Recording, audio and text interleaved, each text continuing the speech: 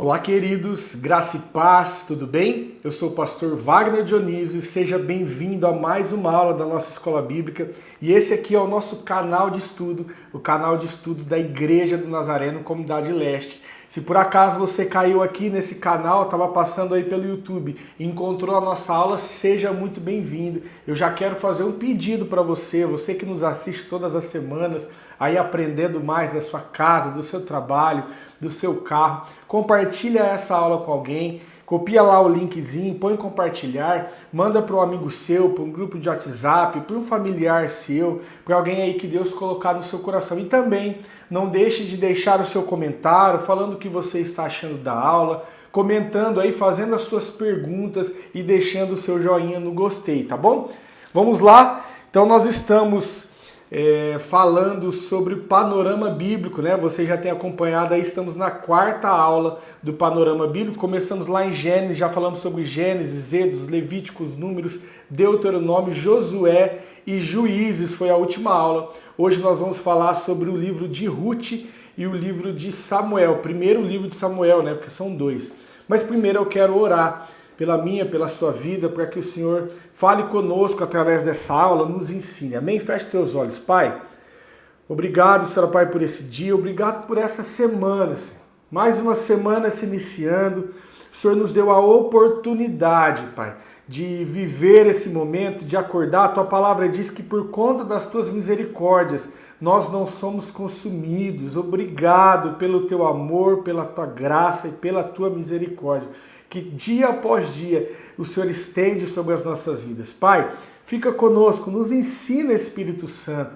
Nós estamos aqui querendo conhecer mais acerca da Tua palavra, aqueles que estão na sua casa, me ouvindo do trabalho, do carro, onde quer que eles estejam, estão com sede de conhecer mais do Senhor. Pai, em nome de Jesus, nos ensina, abre os nossos olhos, abra a nossa mente e abra o nosso coração, para que possamos entender e receber a Tua palavra, em nome de Jesus. Amém. Amém, queridos? Vamos lá. Então nós estamos na quarta aula do Panorama Bíblico. Hoje nós vamos falar sobre o livro de Ruth e sobre o livro de 1 Samuel. Eu vou passar um pouco rápido aqui, porque nós temos bastante assunto para falar.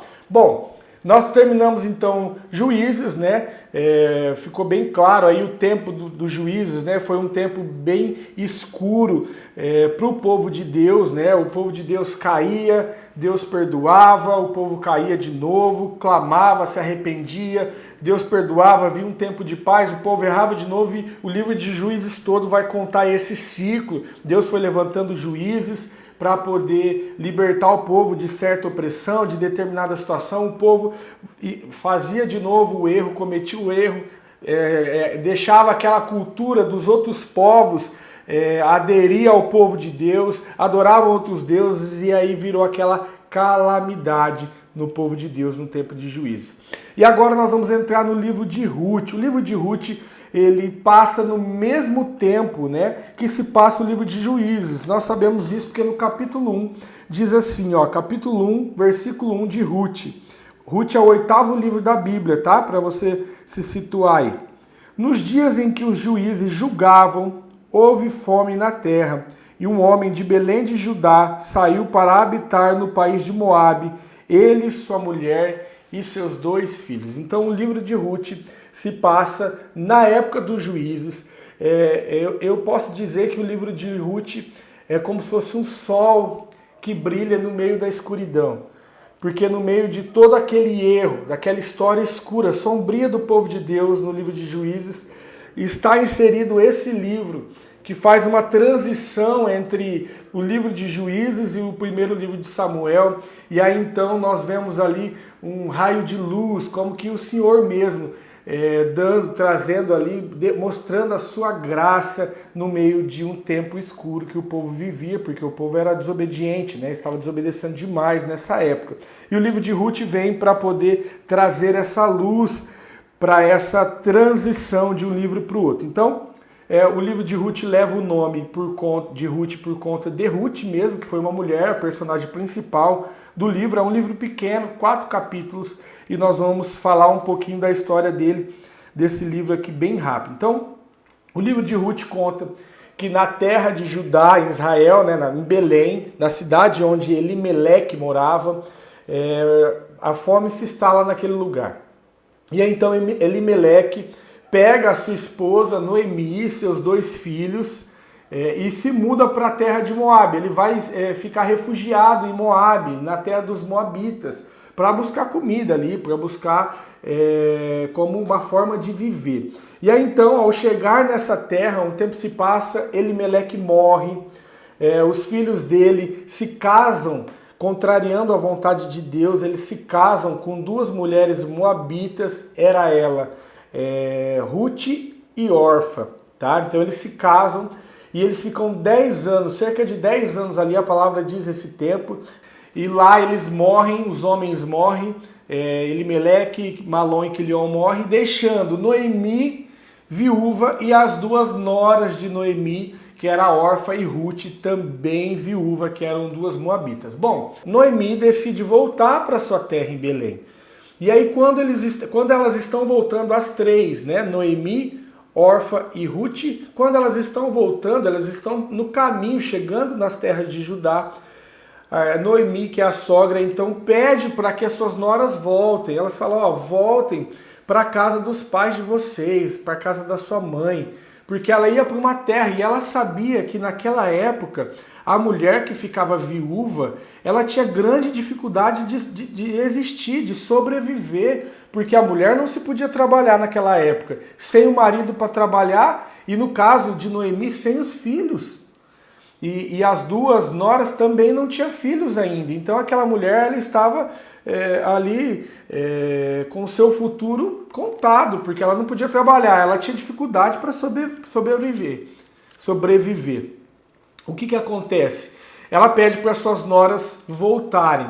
Orfa, então, depois de alguma resistência, decide voltar, mas Ruth não volta. Ruth fala, não, eu vou com você, e ela fala um texto que está lá, no versículo 16 do capítulo 1, eu quero ler porque é um texto bem bonito, diz assim, Ruth, porém, respondeu, não insista para que eu te deixe e me obrigues a não te seguir. Aonde quer que fores, irei. Aonde quer que pousares, ali pousarei. O teu Deus será o meu Deus e o teu povo será o meu povo. Então olha só que bonita a atitude de Ruth. Ela segue a sogra, volta para a cidade, para a terra da sogra, e ali ela começa a viver com a sogra. A sogra certamente começou a passar dificuldade e Ruth estava junto com ela, certo? Bom, no capítulo 2, deixa eu só dar uma dica para você agora. Pega o seu caderno, você que não começou a anotar ainda, anote essas informações, porque como nós vamos falar várias informações, tem bastante conhecimento nessa aula, se você não anotar, você vai ficar perdido, tá bom? Eu já pude falar com algumas pessoas, na aula passada de Juízes, vocês já viram que começou a complicar um pouco mais a história. Então, se você não ficar atento, se você não acompanhar comigo e não escrever aí, você vai se perder na história do povo de Deus. Beleza? Então vamos lá. No capítulo 2 de Ruth, nós vamos falar bem rápido de Ruth para a gente passar para Samuel. No capítulo 2 de Ruth, nós vemos aí meio que como se Cristo se apresentasse para nós ali nesse capítulo, né? O capítulo 2 do livro de Ruth pode ser visto por nós cristãos como encontro com Cristo. Talvez você vai falar, pastor, mas espera aí, Cristo não apareceu, Jesus não apareceu ali no Novo Testamento só, não é certo? Não, errado, querido. Jesus sim, ele nasce de fato ali no Novo Testamento, mas o Messias já é apresentado, o Salvador, aquele que vem para livrar os nossos pecados, né? Livrar nós da escravidão, ele já é apresentado para nós em toda a Bíblia. Inclusive nesse canal aqui tem uma escola bíblica de profecias messiânicas, depois você procura aí, você vai poder ver que o Messias já era predito em todo o Antigo Testamento, ele já dava sinais, ele já aparecia. E nesse capítulo 2, nós vemos aqui e nós podemos enxergar como uma apresentação de Cristo, porque Cristo se apresenta em Gênesis, Cristo se apresenta de forma tipificada, né? São tipificações de Cristo. Ele se apresenta depois lá no Egito como Cordeiro Pascal, nós já falamos aqui no panorama bíblico. Depois ele se apresenta no deserto como a serpente de bronze, e agora aqui ele se apresenta na pessoa de Boaz, que você já vai entender quem que é. Bom, então Boaz era um homem rico, parente de Elimeleque, né? Parente de Malom e Quilion, que foram os homens que morreram. E aí então, Boaz, ele permite que Ruth comece a pegar grãos, a colher espigas em seu campo. Ele tinha um campo de agricultura e ele permite que Ruth, para não passar fome, porque a viúva naquela época não tinha como trabalhar, se sustentar, ele permite que ela comece a pegar ali, colher espigas em seu campo, tá bom? Nessa época aqui, ó, existia uma lei que chamava Lei do Levirato. Anota aí, ó, Lei do Levirato. Tá lá em Deuteronômio, depois você pode ler, Deuteronômio 25. O que essa lei diz? A lei diz que quando o homem morresse, imagina que um homem é casado com uma mulher, e aquele homem ainda não tem filhos, não tem descendente. Quando ele morresse, o seu irmão casaria com aquela viúva. Para quê? Para que a descendência continuasse, para que a descendência do seu irmão continuasse, certo? Porque se seu irmão morresse sem filho, ele não teria como continuar a descendência. Então a lei do Levirato dizia que o irmão casaria-se com a filha, com a viúva, com a esposa do irmão, com a cunhada, para poder continuar aí a descendência. E aqui no livro de Ruth nós vemos que essa lei também se estendia a parentes próximos. Por quê? Lembra então que as três mulheres, né, Orfa, Ruth e Noemi ficaram viúvas? Então aqui nesse caso, Boaz, ele casa-se com Ruth, que era a nora de Noemi.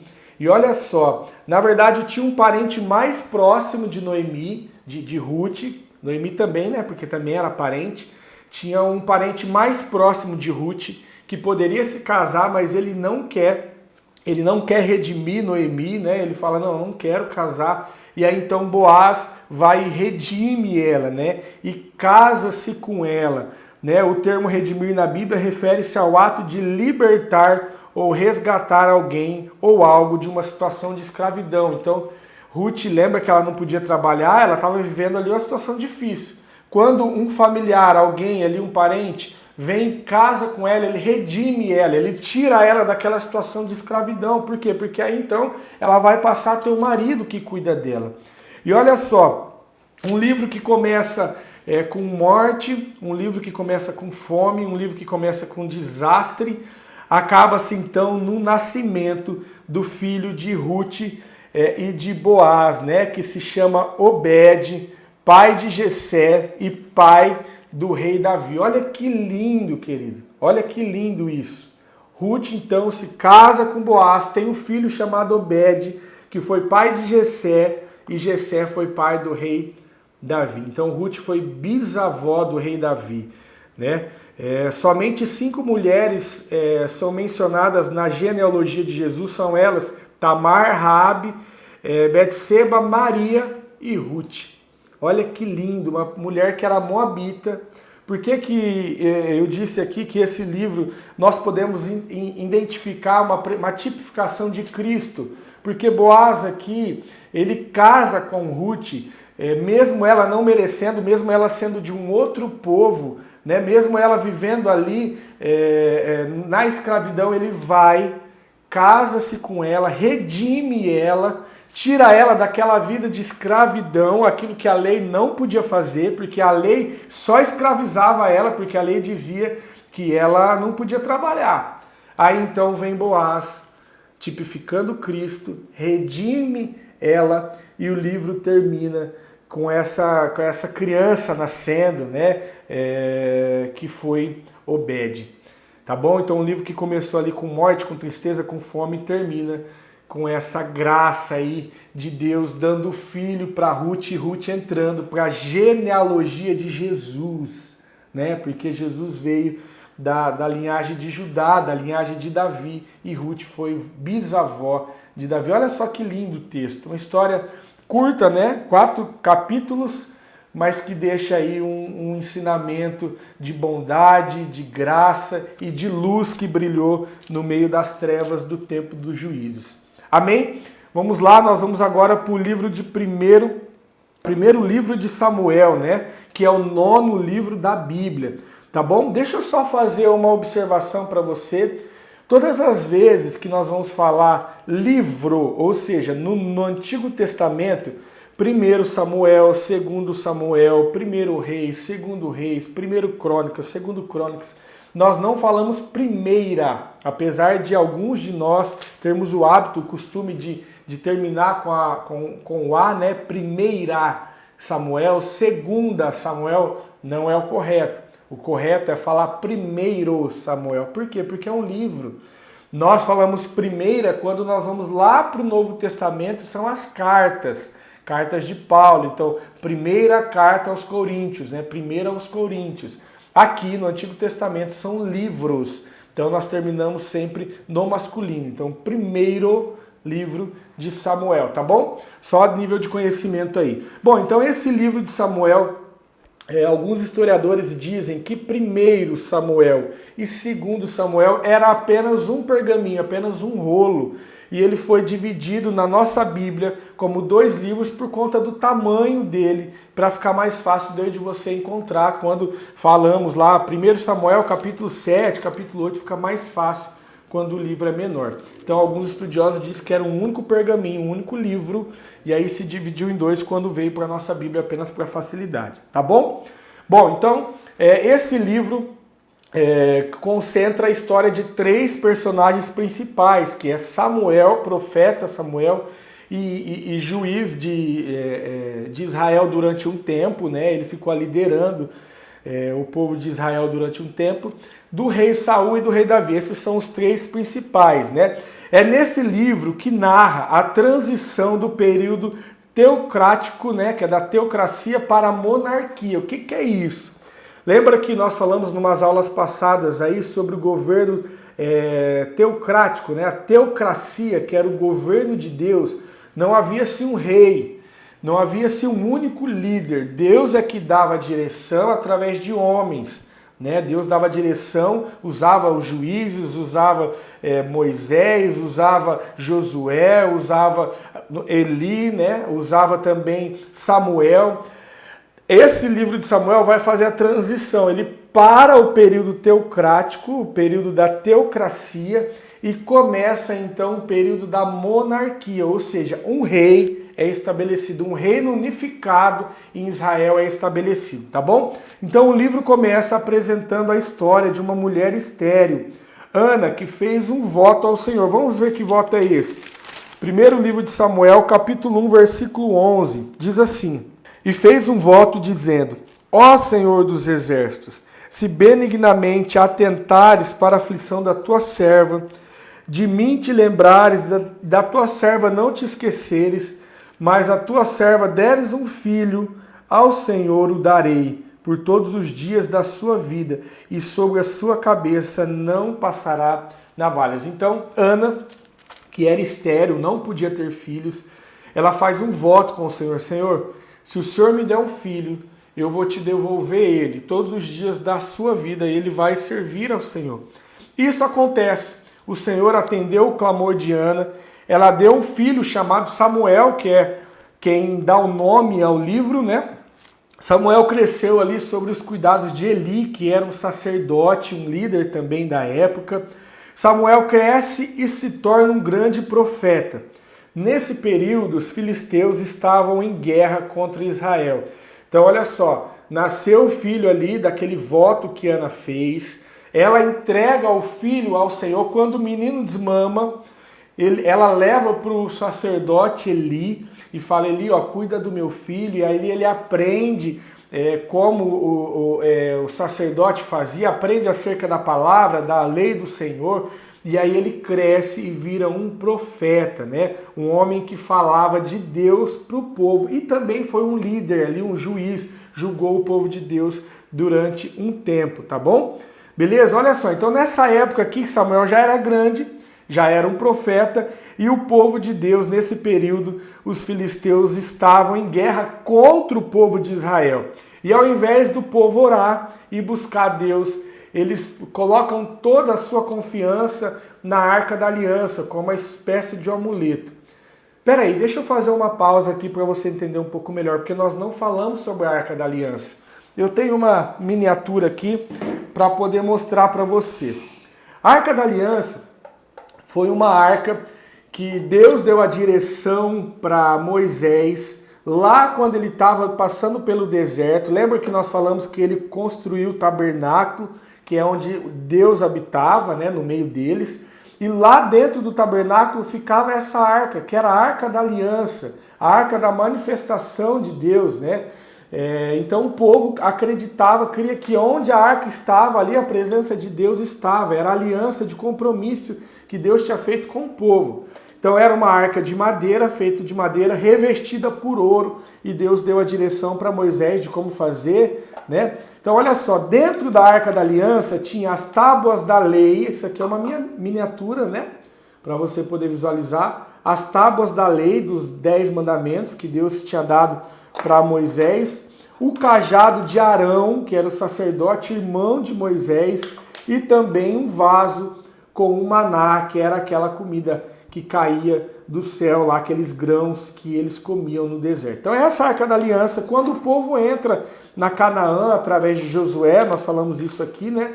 O povo leva essa arca com eles e começa a cuidar da arca. Nessa época, os filisteus então invadem ali a cidade deles e toma a arca e leva a arca para o templo dos filisteus, do rei, do deus Dagon, que era o deus deles lá da época, né? Então essa arca fica um tempo lá na terra dos filisteus e Deus então começa a mandar praga nos filisteus por conta da presença da arca naquele lugar. Afinal, Deus tinha aliança com o povo de Israel e a arca já não estava mais ali no povo de Israel. Então Deus começa a mandar uma série de pragas ali nos filisteus, e os filisteus decidem então se livrar da arca.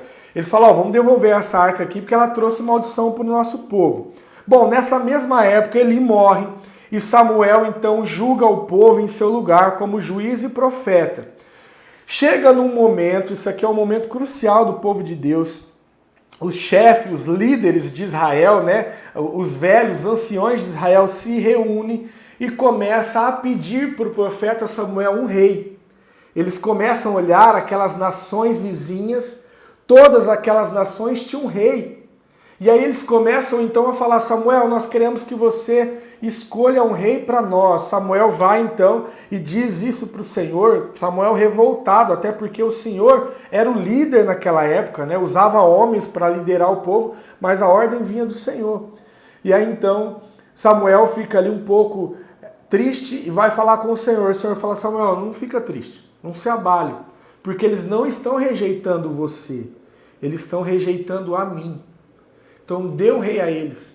Mas olha, fala para eles que o rei vai submeter os filhos dele a trabalharem, o rei vai colocar opressão sobre eles, porque o rei vai enriquecer, vai sugar ali a energia deles, porque afinal uma monarquia é assim que funciona, né? Existe um rei, as pessoas trabalham ali como servos. E aí Samuel vai e diz, o Senhor deixou bem claro essa situação, e o povo fala, não, nós queremos um rei. Então Samuel escolhe Saul como rei. Foi o primeiro rei de Israel. Samuel vai lá, também com a direção de Deus, escolhe Saul como rei. Que no início do seu reinado, Saul se mostrou nobre, né? Esteve na frente das batalhas, conquistou o povo. Deus deixou bem claro nessa época que se o rei e o povo obedecesse, Deus seria com eles, mas se o rei e se o povo não obedecesse, Deus pesaria a mão sobre o povo. Então, Saul começa ali a reinar sobre o povo de Israel. Já no segundo ano de reinado, Saul reinou por 40 anos. No segundo ano do reinado, ele comete uma falha. O povo de Deus, Israel, estava batalhando contra os filisteus. Samuel havia dito que dentro de alguns dias ele estaria lá com o povo para poder sacrificar, para poder entregar um holocausto ao Senhor, para poder eles vencerem a guerra, né? Saul, apressado, sem confiar no Senhor, porque ali ele mostrou a sua ansiedade, a sua falta de confiança no Senhor. Samuel então não chega, Saul vai e decide entregar, sacrificar um holocausto, sendo que naquela época o rei não podia sacrificar, somente o sacerdote podia sacrificar, só podia entregar o holocausto ao sacerdote, que seria então Samuel. Bom, quando Saul sacrifica, logo em seguida Samuel chega e Samuel fala algo, eu quero ler com vocês lá em Samuel capítulo 13, versículo 13 e 14. Diz assim, ó, Samuel capítulo 13, versículo 13 e 14. Disse Samuel a Saul: procedestes tolamente em não guardar o mandamento que o Senhor teu Deus te ordenou, pois o Senhor teria hoje confirmado o teu reino sobre Israel para sempre. Agora, porém, não subsistirá o teu reino. O Senhor já buscou para si um homem segundo o seu coração, e já lhe ordenou que seja líder sobre o povo, porque não guardaste o que o Senhor te ordenou. Então olha só a falha de Saul. Saul não confiou, não esperou, cometeu uma falha em sacrificar.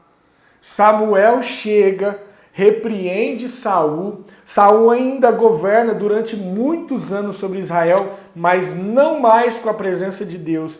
Tem um texto no capítulo 15 que deixa bem claro que Deus o rejeitou ele, porque ele começou a desobedecer, ele começou a se justificar em meio às repreensões. Quando o profeta chegava para repreender, ele se justificava, ele sempre tinha uma desculpa, ele nunca assumia o seu erro e fazia uma introspecção e se arrependia. Não, ele sempre tinha uma justificativa para ele. E no capítulo 15, no versículo 10 e 11, diz assim, 1 Samuel 15, 10 e 11, diz assim: então veio a palavra do Senhor a Samuel: arrependo-me de haver posto a Saul como rei, porque deixou de me seguir e não executou as minhas palavras.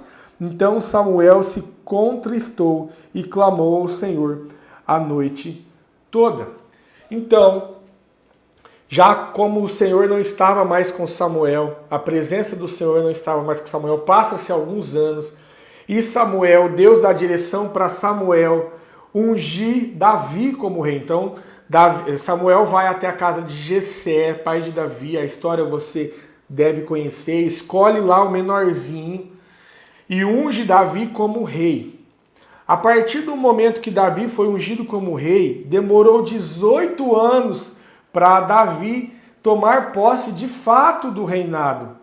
Porque a unção de Davi não foi uma unção pública, foi uma unção lá na casa dele. Mas o povo ainda tinha Saul como rei, porque Saul era o rei de fato. Davi já era o rei de direito, de unção, mas de fato, de estar no trono, ainda era Saul. Bom, o que acontece? Saul então vai, passa-se um tempo, Davi então vai, você também conhece a história, vence o gigante Golias, né? Ele vai lá levar alguns alimentos para os seus irmãos que estavam na batalha. O gigante Golias estava afrontando o povo de Deus, ele decide então lutar contra o gigante, ele vence o gigante, ele casa-se com a filha do rei, e aí ele começa a viver ali na volta do rei, porque afinal ele era genro de Saul, que era rei de fato na época. Bom, Davi então vira um guerreiro e ele começa a vencer as batalhas, ele vira um líder militar. O povo começa a ficar feliz por conta da vida de Davi. Davi, então, toda vez que ele ia e vencia as batalhas, ele volta, o povo cantava louvores a Deus e honrando não só a Saul, mas honrando também a Davi. E quanto mais o povo amava Davi, mais Saul tinha ciúmes. E Saul começou a tramar contra a vida de Davi, por ciúmes. E aí então, ele vendo que a ascensão de Davi era grande, Davi era um chefe militar, um guerreiro que vencia as batalhas, o povo já gostava bastante dele, Saul então começa a tramar e a perseguir Davi para matar. Foram diversas as vezes que Saul perseguiu, tentou contra a vida de Davi, mas o Senhor era com Davi. E Saul não conseguiu pegar Davi. Acontece também que por algumas vezes Davi teve a oportunidade de matar Saul. Porque algumas vezes Saul se apresentou ali de forma frágil e Davi estava em algumas cenas que ele tinha oportunidade de matar Saul. Mas Davi tinha um princípio. Ele sabia que o reinado de Saul tinha sido estabelecido por Deus. E ele sabia que Deus tinha dado o trono para Saul e Deus tinha que tirar o trono, não seria ele. Então, às vezes que Davi teve a oportunidade de matar Saul, que estava perseguindo, ele não usou essa oportunidade para matar. Bom, Davi ficava cada vez mais famoso, Saul se mostrava cada vez mais, a sua decadência começou a desobedecer cada vez mais, por conta desse desejo de matar Davi, por conta dessa inveja, ele comete algumas atrocidades, manda matar sacerdote, mata mulheres, mata crianças, e aí começa a mostrar a decadência de Saul. Bom, no final do livro de Samuel, nós chegamos no final do primeiro livro de Samuel, em uma das batalhas contra os filisteus, Saul vai para a batalha, o rei Saul, que na época já era ainda de fato o rei, ele vai para a batalha e ele e seus filhos morrem nessa batalha. E aí o livro acaba aí com essa tragédia, o rei de Israel, Saul, morrendo na batalha contra os filisteus, ele e seus filhos. Então essa é a história do livro de 1 Samuel, primeiro livro de Samuel. Espero que você tenha entendido. Sei que foram muitas informações, por isso que eu falei para você no começo da aula anotar aí no seu caderno, porque são muitas informações, se você não anotar fica difícil de entender. Então, só recapitulando aqui, saímos lá do período do livro de Juízes, viemos para a história de Ruth, que se passa no tempo do livro de Juízes, fizemos a transição para o livro de Samuel, que é a transição do governo teocrático para o governo monárquico, né? A monarquia, para o governo de rei, um reino unificado. Ana, que é a mãe de Samuel, faz um voto, ela era estéril, Samuel nasce, Samuel é criado ali com Eli, né, nos pés de Eli, aprendendo acerca do sacerdócio, acerca da palavra de Deus, da lei. Samuel cresce, Samuel vira um profeta, Eli morre, Samuel vira então o profeta e o líder do povo de Deus naquela época, o juiz julgava o povo de Deus, o povo pede um rei e Samuel vai e unge Saul, como o primeiro rei. Saul desobedece a Deus, sacrifica, começa a mostrar o seu lado ali obscuro, né? Começa a cometer várias falhas de desobediência. Deus então manda Samuel ungir Davi, passa 18 anos e aqui então nós acabamos na morte de Saul e de seus filhos. Beleza? Espero que vocês tenham compreendido. Na próxima aula, quinta aula, nós vamos falar sobre o segundo livro de Samuel. Eu quero que você deixe aí o seu comentário, deixa aí, por favor, o seu gostei, a sua pergunta, compartilhe essa aula com alguém, não falte na próxima semana para você poder aí assimilar todo esse estudo, toda essa história da palavra de Deus, para quando você ouvir uma pregação ficar mais tranquilo de você entender o contexto todo. Amém? Posso orar pela sua vida? Pai, obrigado por essa aula. Obrigado, Senhor Pai, por nos dar o privilégio, a oportunidade de conhecer mais do Senhor acerca das Escrituras, acerca da Bíblia, da palavra que o Senhor nos deixou.